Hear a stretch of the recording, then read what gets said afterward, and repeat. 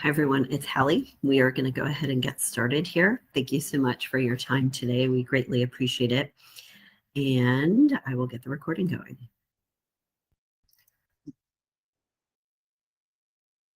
Hi, everyone. Thank you for being here today. I'm Hallie Crawford, certified career coach, and we are going to be talking today about emotional intelligence in the workplace and how important it is for so many different elements of our career success, fulfillment, and everything else. Thank you to our Georgia State alumni who are attending today and listening in, as well as friends of Georgia State and friends of ours too. So for those of you who have not attended a webinar with us, just by way of quick introduction, I'm a certified career coach, speaker, and author. I am based in Atlanta, Georgia, but we have coaches in different parts of the country. I've been coaching and training since 2002 and have an undergraduate degree from Vanderbilt University and a master's degree from the University of Illinois. And we tend to give, in a good way, as much positive, good action steps as possible in these webinars. And so what I would suggest for each one of you listening in and attending today, pick and choose what makes the most sense for you based on your situation.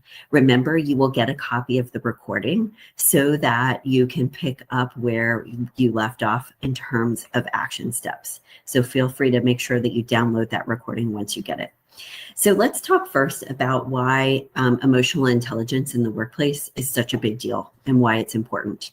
When I first started presenting on this topic years ago and looked at the statistics, I was shocked at how difficult or how many issues are caused or difficulties within organizations are caused not because people don't know what they're doing, but because they are experiencing or in less than optimal relationships with their coworkers, with their boss, etc. So that's the first item on this next slide here.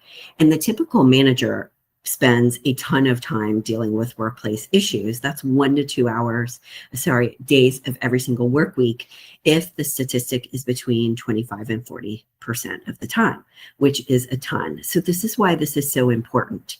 And what we have found is that the effects of all of the changes in the workplace in the past many years, COVID plus then AI and just workplace and workforce shifting so much that people feel a little bit more stressed out. There's fewer boundaries, for example, when you're working from home. And so that emotional intelligence piece kind of is lacking more. Sometimes people can feel less connected to their organization. And sometimes people just have a hard time knowing how to work effectively in these different situations, much less be emotionally intelligent along the way. And the final reason why this is so important is because our work environment and our relationships greatly impact our satisfaction and career success as well. When you take a look at our career model and look at the left-hand side of this slide here, and you see work environment over on the left, it's a make or break. We have had clients come to us and think that they have to go be, a chef or something completely different than what they were doing before. And they sometimes will discover it's more about the work environment versus they're in the wrong job. So this emotional intelligence thing, communication in the workplace, effective relationships in the workplace, which is impacted directly by how emotionally intelligent you are as well as your coworkers are, is a really huge thing. Please feel free to request the slides from us if you would like to. In addition to the recording, you can use the email address there. And here's what we're going to be talking about today. We're going to discuss emotional intelligence and how it's defined, what it means. And we will give you 3 foundational tools to become more emotionally intelligent at work. We'll give you resources along the way. And if you have questions afterwards, you can feel free to email us at that same email address to ask some questions if needed. So let's talk first about what is emotional intelligence. Sometimes people will call it EI or EQ. Just know those are kind of interchangeable and it's the same thing. So emotional intelligence is basically, bottom line, if you look at this next slide, the ability to understand, use, and manage our own emotions in positive and productive ways so that we are able to relieve stress for ourselves, communicate effectively with other people, maybe empathize with other people in the right way in order to work together with them more effectively, overcome challenges, and diffuse conflict. There's a lot of different things that emotional intelligence helps with. It can help you build stronger relationships at work and enable you to achieve your career goals faster than you would otherwise. It can also help you better understand and relate to or know what's going on as it relates to your feelings, turn your intentions and desires into positive actions, and make more informed, better decisions about what you and your team should be doing related to a specific project, how you can work together more effectively, but also what matters most to them so that you can motivate them more so, et cetera, et cetera. So a lot of different important things that occur with productive, positive emotional intelligence. Two ways to think about, or two kind of categories, if you will, of emotional intelligence are listed on this next slide. There's the practical element of things, and then there's the emotional element of emotional intelligence. So the practical piece of it is basic things like showing up to work on time, getting your work done, meeting deadlines, being reliable, being trustworthy, those types of practical things like you got to show up, get the work done, etc. There's the emotional element as well, though, where we always, as employees of an organization, just because we're human, we also want to feel respected by our coworkers, peers, etc. We want to be feel like we are listened to and provide generous listening to other people too. Do a good job of networking to progress in our career and also building a bond with our coworkers as well. This doesn't mean you have to be best friends with your coworkers, but it means having productive working relationships. So these are the two kind of categories that you want to consider or think about with emotional intelligence. Now there's 4 elements that play into emotional intelligence: self-awareness, self-management, social awareness, and relationship management. Some of the things to guide you to understand what each of these mean are listed underneath each of these bullet points on this slide. So for example, with the self-awareness, are you aware of how you come across to other people, whether it's nonverbal communication, tone in your voice, etc., and you're able to adjust it based on the situation and the need? Number 2, self-management is, for example, are you able to stay calm, cool, and collected and still communicate effectively during conflict and stress and maybe high-pressure deadlines? The third one is social awareness. Can you tell when you're making someone uncomfortable, and are you able to shift that and make them more comfortable as a result? And number 4 is relationship management. Do you listen effectively and often enough? Are you able to diffuse conflict through effective communication or humor, etc.? So it's a good idea to write these down and rate yourself on a scale of 1 to 5. How good am I in each of these areas? And if you feel like you need more help, remember on the previous slide, and we'll just go back here really quickly, this is a great book in addition to our presentation today that can help you with these different elements in these pieces. So rate yourself on each of these 4 elements so you can get a sense of where you may need to work a little bit harder and make some improvements. On our next slide, we'll show you what's really important and the foundations that you need to be focused on for emotional intelligence in the workplace. So the deal here is, and the way to think about this is, we need to help create, and also other people do too, a sense of these 6 things, or you leverage and use these skills. All of these skills and these elements will help us create a better foundation for emotional intelligence in the workplace. Number 1 is trust. Having a sense of trust within the workplace helps enormously with emotional intelligence, and vice versa. The more emotionally intelligent you are, the more so you are going to be better at building trust with your coworkers. Number 2, the same with empathy. Empathy and understanding where other people are coming from are going to help you work together more effectively with them, communicate more effectively with them. Honesty is another one. This plays hand in hand with trust. Having or creating and participating in an effective feedback loop is a really big one too. Making sure that people can tell you what they think, their opinion, without getting squashed. And finally, number 5 is understanding their emotions, you understanding yours, and how it's impacting your work life and your performance and actions. And number 6 is really good listening skills. And this is one of the ones we're going to focus on today as well. So the first thing that we'd like you to consider after you have kind of rated yourself in those 4 areas to understand where you fall, the next thing we want you to think about is, what are your main obstacles do you feel to effective emotional intelligence for you? Do you have trouble, for example, regulating or identifying your emotions? We all kind of do. It's something that's a skill that can be learned. Do you not always understand how to communicate effectively? Is that maybe part of the problem? Or is it you struggle with reading certain situations? So we'd love for you to do a quick check-in here, get out your pen and paper and write this down. Which is the biggest obstacle for you? And if it's all of them, that's okay too. Let's work on one at a time. So pick one that you think is the main obstacle, and then we can start to work through those additional ones as we go.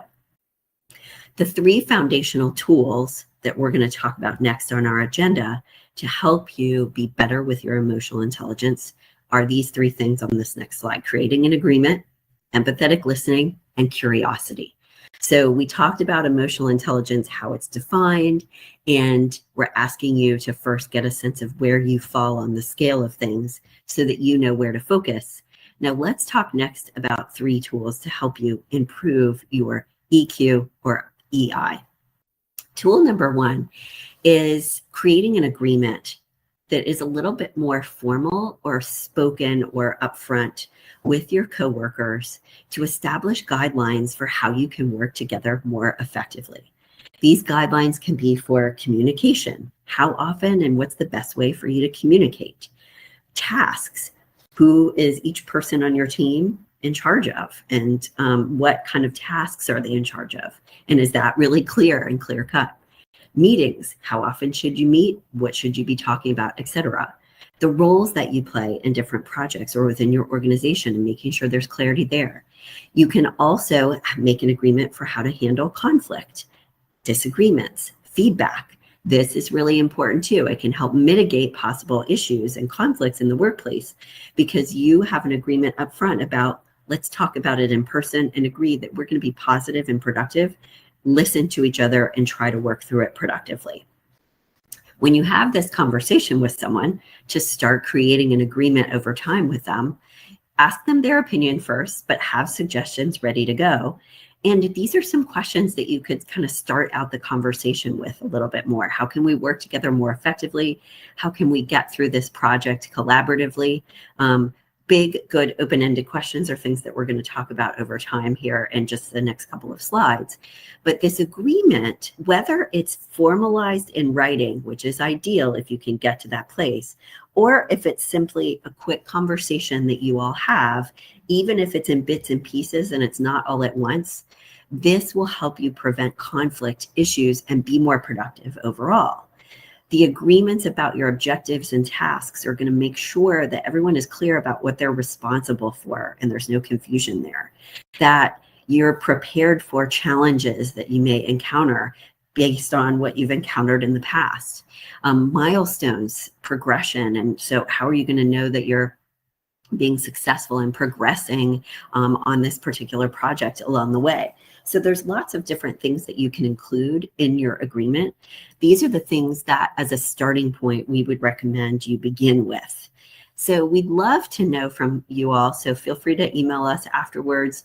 Has anyone made an agreement like this with someone in advance, or even, after working on a project to work together better the next time? This is something we would encourage you to take on as an action step and homework assignment. As part of the creating an agreement, the reason why it can be so helpful is it helps you with communication. So 2 examples here, or things we want you to think about and consider, please, is number 1, on the left-hand side. ideas or suggestions for if you have to have a touchy conversation with someone, because we all have to have that, and a lot of us avoid it, which I totally get. I can too. If you have to do that and give someone some difficult feedback, a great way to start to handle it is to set the tone of the conversation before you start. Let them know in advance, right then and there, I need to talk with you about something that may be a little bit hard to hear or maybe a little bit touchy. Is it okay if we talk about this right now? Or is it better to discuss it later after work? Ask permission to share. It gives them advance notice of what's coming. It will help them drop their defenses as well, instead of just launching into what's going on. Let them talk after you share. Let them vent. They may need to get something off their chest. And then work towards a positive resolution at the end of the conversation. What can we do about this? How can we make it better? Okay. The second thing we want you to be thinking about as part of effective emotional intelligence too, kind of as a side note, related to communication, is your body language and how important that is in one-on-one conversations, but also group and team meetings as well. Are you making eye contact? Are you seeming open and willing to listen, learn, etc.? Or are you like this and closed off and making things more difficult? Nodding to show empathy and understanding is good. Leaning forward to listen. Pay attention to your body language, because you might be saying one thing with your words, but if you're saying something else with your body language, it's not emotionally intelligent. It's not going to work. So the reason why creating this kind of agreement, and then we'll move to our next tool here, is that it improves professional relationships for 3 reasons. Number 1, it empowers each person to take responsibility for the relationship, the project, etc. It's not just on them or you, and it's not one or the other person's fault. It's like, how can we fix this together? It also establishes clear boundaries for a safe space so that you all have a place and a way to communicate with each other more effectively that you've agreed to in advance. So that trust and that honesty and kind of safety, if you will, is built up more. As part of your agreement, it's a really good idea, in addition to creating those ground rules up front, make sure that you periodically update your agreement as your needs and situations change. So for example, if you become part of a different team, if one of your team members leaves and a new person comes in, you want to revisit that agreement with them and make sure that they're on board with everything and that it all makes sense. Let's look at tool number 2, and this is empathetic listening. I know that most of you have probably heard about active listening. Yeah, I know I'm supposed to do that, and you've heard about it ad nauseum. But most people actually think, even if they think they do active listening or are a good listener, they usually are not listening as well as they possibly could. So let's dive into this one. There's a little bit deeper we want you to go here. So with empathetic listening, remember that every single thing in the workplace involves communication. What you wear communicates something. What's on your desk communicates something. Just how you behave does. That's all part of our personal brand. And two-way communication is really critical in any situation. Whether it's conflict or not, you have to make sure that you naturally are doing a better job of listening, but expressing empathy as part of that and showing understanding. What we teach our clients is 3 levels of listening. Number 1, internal listening is that own inner voice. I'm bored. This sounds hard. Why are we having this meeting again? We need that internal listening to take care of our own needs. But as much as we possibly can, we want to be over there with the other person in levels 2 and 3. Level 2 is focused listening, where you're really listening to the other person. You're not trying to think of the next thing that you're going to say to them. And you're listening to what they're saying, but also their nonverbal communication too. And then level 3 is global listening. And this is the energy between the two of you. What's going on? What's the mood or the tone of the conversation? And calling that out instead of just sweeping it under the rug. So if you take a look at this next slide, the way to do this level 3 global listening thing is to slow yourself down sometimes during the course of a meeting, whether it's in a group or otherwise, to really feel and get a sense of what's really going on. Speak slower. Don't always intrude, interrupt, or give advice. Don't step over things that you're noticing that you feel your gut says we may need to call this out or else we're not going to be effective. It may be okay to interrupt people sometimes, depending on your role that you're in, but you want to do that in a kind, polite way. Do you mind if I ask you a quick question about something before we continue? So think about from this model, if you will, of the 3 levels of listening. Do you currently employ effective listening skills on a consistent basis? And if you notice over the course of the next 5 days, let's say you do a tracking, the course of the next 5 days, you're making notes about how well you're listening and giving yourself like a really good kind of ranking of how good you're doing with your listening skills. And notice if there's certain situations where you do a better job than others and areas where you may need to improve. This is a really good active listening exercise. So another possible action step you could take on is have a close friend or family member tell you about a problem that they're struggling with. You can let them know in advance you're doing this or not, either way. But practice for a few minutes during the conversation, only reflecting back what they say and paraphrasing what they say as well. No questions, no advice. This will help you practice different ways and levels of communicating, but a deeper level of listening, because you're not allowed to say much except for reflecting back to them. And it would be curious to ask them too, how heard they felt after that conversation, because I guarantee you that it will be bigger than it would be otherwise under normal circumstances. Our next model here is the 4 needs of followers, and this is actually from the Gallup organization, so it's theirs. These are the things that we want you to focus on and really pay attention to for emotional intelligence in the workplace. We would recommend printing this out, putting it on your desk. Emotional intelligence is built on a foundation of trust, stability, compassion, and hope. These 4 needs of followers basically means that these are the needs that we all have, all the way up to the CEO, as human beings, as being part of an organization. We want to have a sense of each of these things as part of where we work, okay? A sense of trust in our coworkers, in our organization, some sense of stability, although we know things are not perfect, a sense of compassion, and a sense of hope. We believe in the leadership, we know what we're doing, why we're doing it, those types of things. And the way you can use this model is to understand what your needs are and what other people's needs might be, and where there could be breakdowns in communication or effectiveness based on each of these areas. So ask yourself these questions for homework as well, to say, are my needs being met here? And are other people's needs being met as well? And if they're not, is that part of what the conflict is between the two of us? Is there a lack of trust? Is there a lack of sense of stability on their part that I can help them with? Understanding these different needs for yourself and others will better help you self-regulate, establish and create better work relationships, and understand if something is out of balance for you, but also for other people as well. And you may be able to help them with that a little bit to get them on a better page. As part of emotional intelligence, just general self-awareness is so critically important. It's a great idea to help you boost your self-awareness, if this is one of the areas where you need to focus, to journal about how your day went on a regular basis, highs and lows, how you're feeling. It's also a great idea with any project or event, et cetera, that you work on with coworkers, to do an after action review to assess the challenges and successes of the project. How did things go? What could we do differently?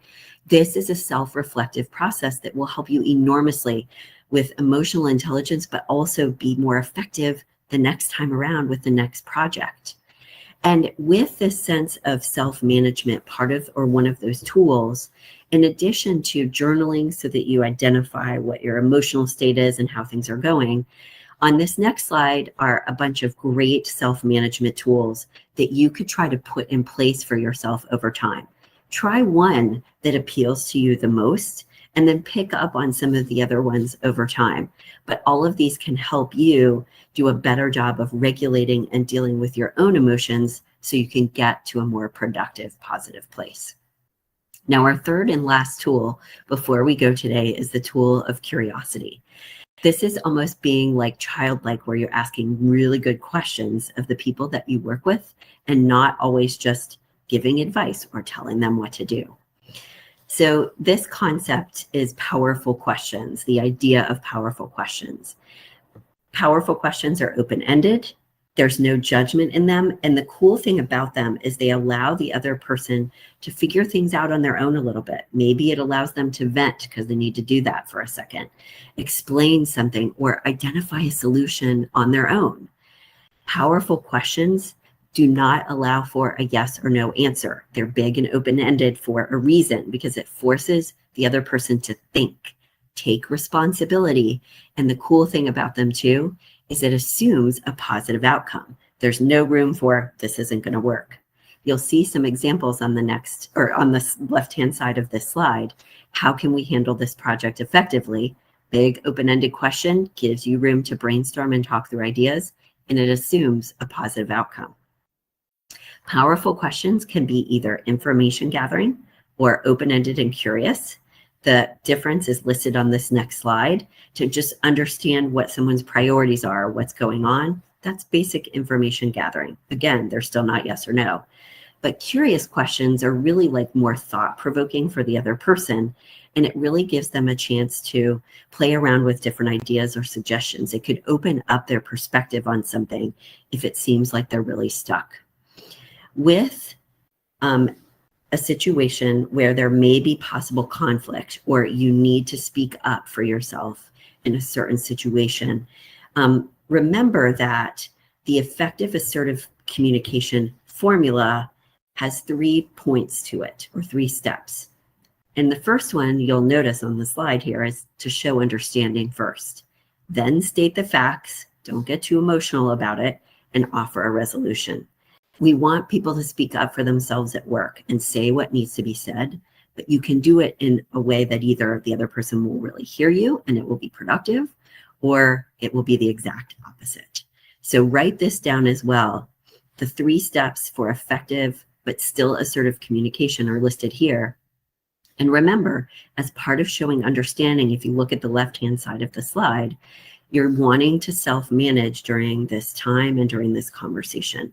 So you're trying not to judge the other person. You're trying to work towards understanding where they're coming from first.